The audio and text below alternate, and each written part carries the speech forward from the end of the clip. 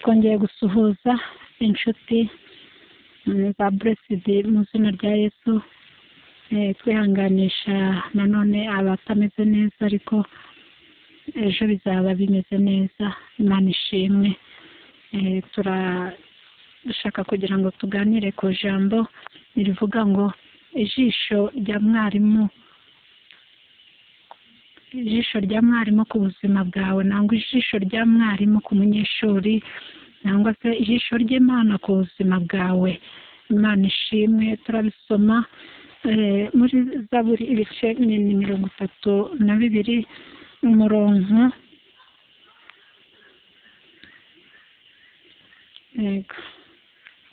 ni uwa 8.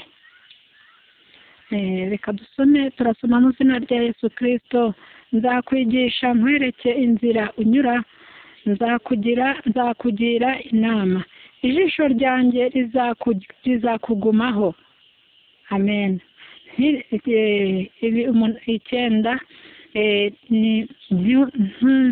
Ntimube nk'ifarashi cyangwa inyumba zitagira ubwenge. Amen. Yego, Imana nishimwe. Turongera dusome muri Matayo.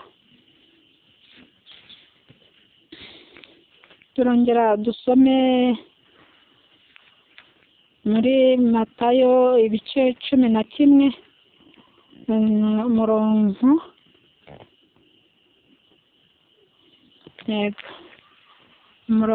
wa 29.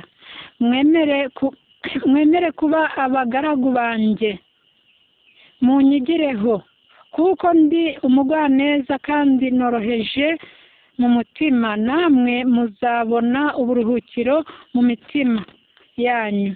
Amen.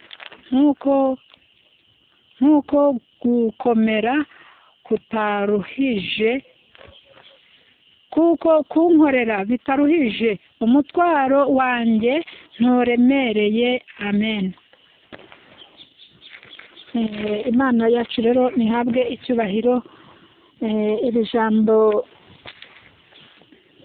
ry'Imana twumvise dushaka kugira ngo turiganireho.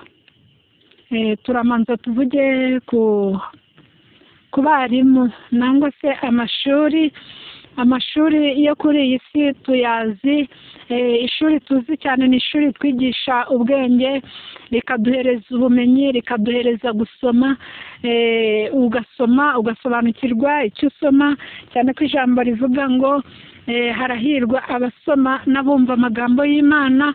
Rero nawe uhabwe umugisha no kuba ugiye kumva iri jambo ry'Imana. Imana ishimwe. Ijambo ry'Imana riratubwiye neza muri Zaburi ibice 32 umurongo wa 8. Hatubwiye neza yuko ijisho ry'Imana riri ku munyeshuri. Ijambo ry'Imana ritubwiye yuko ngo ijisho ry'Imana ngo mwemere mwigishwe, ngo nimurangiza mwemere inama Kristo Yesu abagira, ngo mwemere muyoberwe inzira ari bubanyuzemo. Nimumara kwemera kwigishwa nawe arabereka inzira, namara kubereka inzira mucamo arahindukira, kandi ngo ijisho rye rirabagumaho. Noneho muri Matayo nanone hongeye kutubwira ngo nimwemere mumwigireho, kubera ngo ko Yesu we ni umugwaneza wo mu mutima, arashaka ko namwe muba abagwaneza bo mu mutima. Mwarimu wacu rero icyo atwigisha ni ikihe? Ni ukuba abagwaneza bo mu mutima, ni ukugira ubugwaneza bwo mu mutima, ni ukuba woroheje ku buzima bwawe. Ntabwo kuba woroheje ari ukuba umukene, oya, ni ukorohera buri muntu wese ukugannye, abo umukire nangwa se aba utishoboye, ukaba uworoshye wo mu mutima. Ntabwo ukoroha mu mutima rero ntaho bihuriye n'ukuntu imiterere y'uko umuntu ateye, oya, ahubwo Kristo Yesu aravuze ngo nimumwigireho, ngo kuko we yemeye kubabwira ishuri ari kubigisha, nangwa se ikibwirizo, inyigisho ye ari kubigisha, ni kubwira ngo worohe mu mutima, ubu woroshye mu mutima, kandi nurangiza nurangiza ngo umwigireho. Kumwigiraho rero tumenye neza ko Kristo ngo yari yoroheje mu mutima cyane, ngo ni n'amashaka kukugira nangwa se ishuri akugira, ari kukubwira muri Matayo nk'uko twasomye ngo ishuri akwigisha ntago ari ishuri rigoye, ntago ari ishuri ryakurushya, ahubwo ngo umutwaro gukorera ntabwo ukomeye, ni umutwaro woroheje, ni uwo kuba uworoheje wo mu mutima, wamara ukamwigiraho. Yesu Kristo ijambo rikomeza kutubwira ko yari woroheje mu mutima, yigishaga abantu kuba abagwaneza bo mu mutima. Ijambo ry'Imana ritubwira ko yuko dukwiye kuba aboroheje, ukaba uworoheje mu mutima. Imana ikunda umutima woroshye, Imana ikunda umutima woroshye. Turibuka Imana ijya gutoranya abakozi bayo, ijya imanza ikareba igatambagira imitima, nk'uko Dawidi yasenze ngo abwira Imana, aravuga ngo Mana, ngo burya rero ngiye kuryama. Ngo yamanje kwireba, aratekereza, aravuga ngo wabona iyo ari ku manywa njya nitwararika cyane, wabona njya nitwararika maze simbonekeho icyaha, wabona njya nitwararika. Kubera ko Dawidi ubuzima bwe yahoraga yumva ashaka kubana n'Imana, yahoraga yitwararitse mu buryo bukomeye, akitwararika. Aravuga ngo nyamara burya nafashe igihe cyo kwitwararika. Nuko abwira Imana, aravuga ngo burya rero agera igihe abwira Imana, aravuga ngo ngiye kuryama nsinzire. Nimara gusinzira, ubwo noneho nibwo Imana iri buntate, kubera ko kwitwararika kuraba kutakiriho. Amen. Nuko yandika ijambo, aravuga ngo warantase ndyamye, warantase nijoro. Haleluya. Ese uyu munsi Dawidi ndetse siwe gusa, n'umukozi w'Imana yabigarutseho. Umukozi w'Imana Yubu nawe yabigarutseho, aravuga ngo Imana yarantase intata nijoro, intata ndetse nandyamye. Kubera ko Dawidi rero we aravuga ngo burya rero Imana nyirirwa nitwararika, nkirinda muri byinshi, ariko noneho ubwo ngiye kuryama reka nyihamagare ize intate ari mu bicuku bya nijoro. Kubera ko burya no mu nzozi z'umuntu, inzozi zisa na nyirazo. Hari igihe umuntu arota inzozi z'ibyo yirirwamo. Ubwo rero icyo gihe Imana ije kugutata, yagusanga cyane cyane niba ugira imyitwarire mibi ku manywa, burya nijoro ibitotsi byawe, inzozi zawe nazo nuko zizaba zimeze. Ariko Dawidi kubera ukuntu yitwararikaga cyane ko ngo n'Imana yitegereje Dawidi, burya ngo irareba, iravuga ngo Dawidi ameze nk'uko umutima wanjye ushaka. Haleluya. Dawidi ameze nk'uko umutima wanjye ushaka. Ese uyu munsi rero Imana itwemereye neza kutubera mwarimu. Ubwarimu iguhereje uyu munsi nubwo kukubwira ngo icyigisho cy'uyu munsi cy'umwarimu wawe nicyo kukubwira ngo yoroheje mu mutima. None nawe uyu munsi ugende ube uworoheje mu mutima. Numara kuba woroshye mu mutima, ukumva ijambo ry'Imana, uyu munsi we kwinangira umutima, ahubwo umutima wawe worohere kuba uworoheje uwo mu mutima, umugwaneza. Ijambo ry'Imana rero mu Bakolosayi rero hakatubwira imirimo mibi y'umuntu utoroheje mu mutima, umuntu Imana itishimira. Burya ngo agira uburakari, ahorana uburakari, ahorana intonganya, amagambo mabi. Nuko nanone ijambo ry'Imana rikavuga ngo mwirinde uburakari, intonganya, amagambo mabi, amagambo y'urukozasoni, ngo ayo ngayo ye kuzaturuka, ye kuzava mu kanwa kanyu. Ururimi rwawe ujye ururinda rwe kujya rusohora amagambo mabi, amagambo y'urukozasoni. Nuko umurakari n'umujinya bikurwe, burandurwe muri wowe. Ngo kubera ko Yesu wawe, mwarimu wawe, uyu munsi ari kukwigisha avuga ngo we yari yoroheje mu mutima, ngo nta byisoni. Umuririmbyi aravuga ngo bana ntimugire icyaha mukora, ntimutonganishwe n'uburakari. Ngo yavugaga iteka iby'ukuri byose, ngo nta byisoni byigeze bimuturuka mu kanwa. Uwo ni mwarimu wawe. None uyu munsi ijambo ry'Imana riri kutubwira ngo wowe uri umunyeshuri, uri umwana uri mu ishuri, mwarimu wawe aguhagaze imbere kandi yakwemereye ko ijisho rye ntabwo rizigera rihuga, ntabwo ijisho rye rizareba iruhande. Niwemera kwigishwa ukemera kugendera mu nzira akubwira. Amen.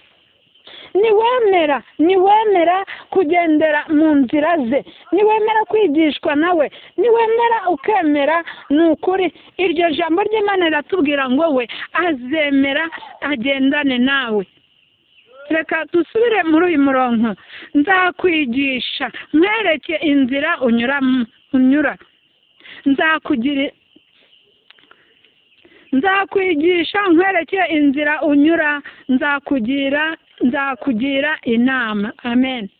Imana iri kukubwira ngo izakwigisha ikwereke inzira inyura kandi ikwemereye kuzajya ikugira inama mu buzima bwawe.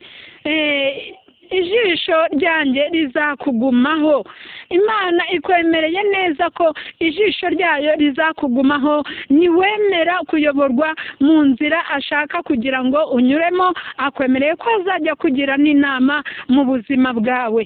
Tuzi ko ubuzima bw'umuntu bukenera inama, ubuzima bwawe bukenera inama. Iyo umuntu ari mu ubuzima dutuyemo bukenera inama, hari igihe mu nzira ugenda wamara ugakenera inama z'undi.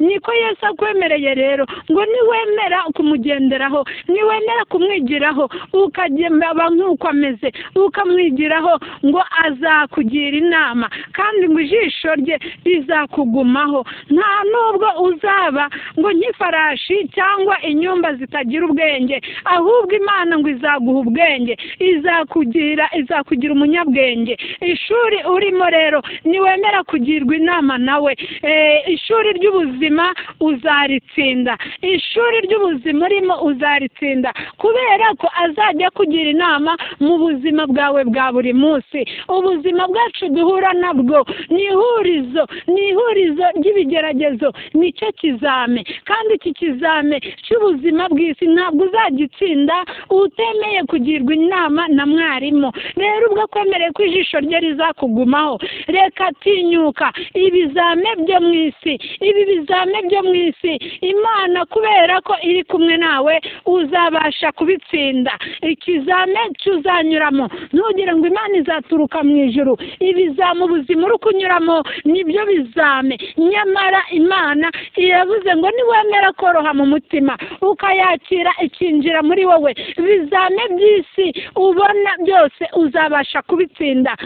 Ibizame by'isi, isi ni mwarimu, isi ni icyigisho, isi ni icyigisho cy'ubuzima bw'ubuzima bwawe, nyamara mwarimu wawe ni Kristo. Mwarimu wawe ni Kristo mu buzima uri kunyuramo. Niwemera kwigishwa nawe, niwemera kumwigiraho, niwemera kumwigiraho, ukemera kuba umwigishwa we, ngo azakugira inama, ijisho rye rizaguhoraho. Ubuzima unyuramo uyu munsi Kristo yemeye kugira ngo ijisho rye rikugumeho, kandi wemere uba woroheje mu mutima, ndetse wemere kwigishwa nawe.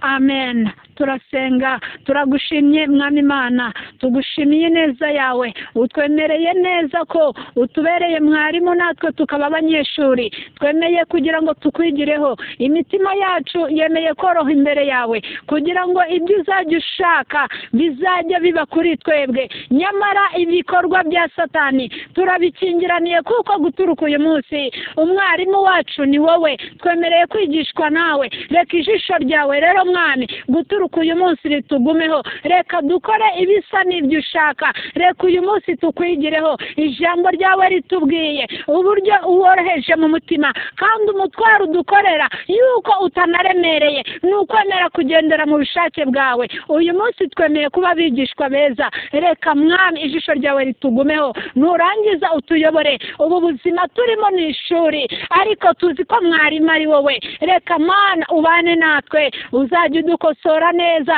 uzajya utwigisha inzira tunyuramo kugira ngo tubashe gutsinda iri shuri ry'ubuzima turimo. Urakoze kuri Mana yacu, abumvishije ijambo bagirire neza, amaboko atentebutse wongere Mana uyashigikire. Ubuzima bunaniwe, abantu bananijwe n'ubuzima kubera ko ishuri ry'ubuzima riragoye. Uyu munsi ndasenze ngo bananijwe n'ishuri ry'ubuzima wongere ubagarukeho, ubigisha inzira babasha gucamo kugira ngo babashe gukomera, kandi ijisho ryawe mwarimu mwiza rigume kuri twebwe. Turagushimye kandi dukomeje kukuragiza ubuzima n'ubugingo bwacu kugira ngo iri shuri rye kuduherana. Ntabwo twemeye kugira ngo tujye tudubura, ahubwo tujye dutera imbere, tujye dutambuka, tujye dusiga ibiri inyuma, dusingire ibiri imbere. Urakoze ko tuzi ko ibiri imbere ni uko utubwira ngo ibyo wibwira kutugirira ni byiza, ntabwo ari bibi. Ibyo wibwira kutugirira ni ukutwigisha inzira no gutsindira ishuri ry'ubuzima. Urakoze kuri Mana yacu,